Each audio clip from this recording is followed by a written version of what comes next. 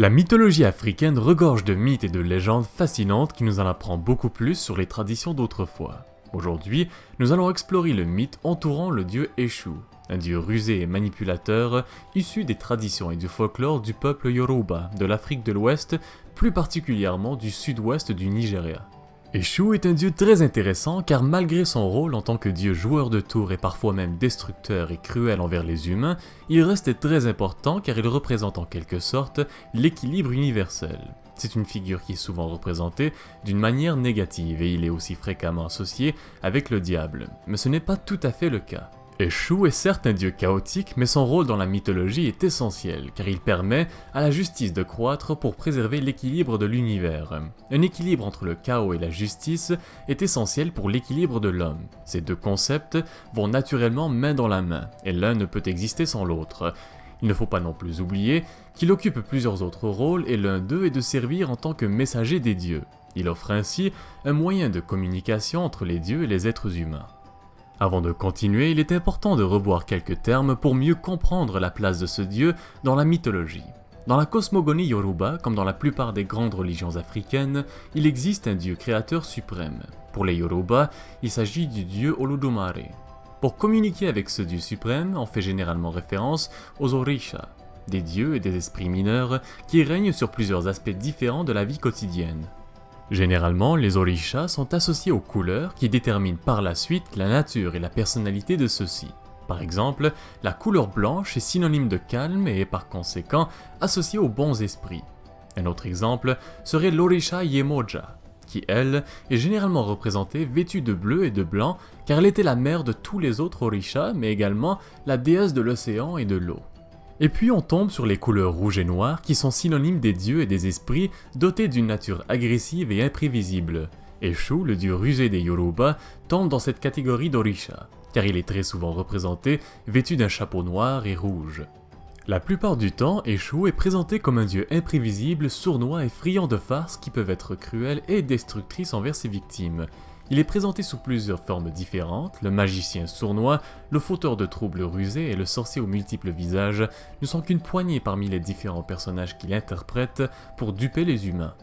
Il existe plusieurs légendes qui nous en apprennent davantage sur la personnalité du dieu fourbe. En effet, Eshu aime par-dessus tout la confusion et les farces. De ce fait, la plupart des histoires à son sujet sont à propos de tours qu'il a joués aux dépens des autres et qui provoquent des disputes entre amis, entre mari et femme, et parfois même entre les dieux. Eshu est un dieu très orgueilleux et il punit souvent ceux et celles qui ne lui témoignent pas assez de respect en refusant par exemple de lui faire des offrandes. Il existe un mythe très connu qui nous en apprend un peu plus sur la nature de l'Orisha.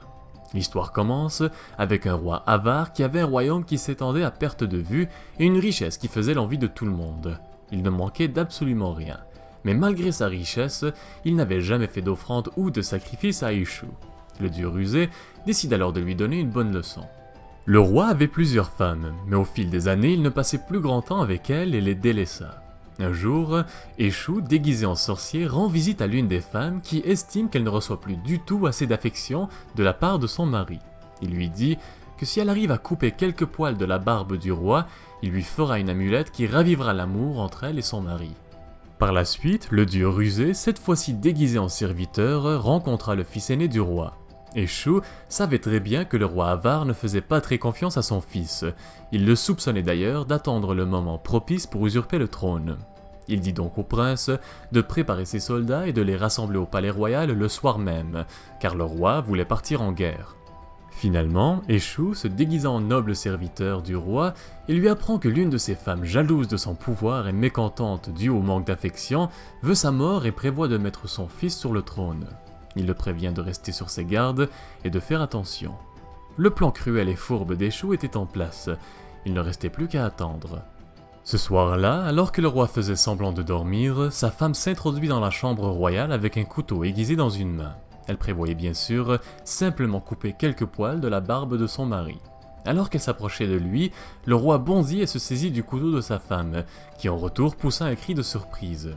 Le bruit alerta le fils aîné qui attendait à l'extérieur avec ses soldats.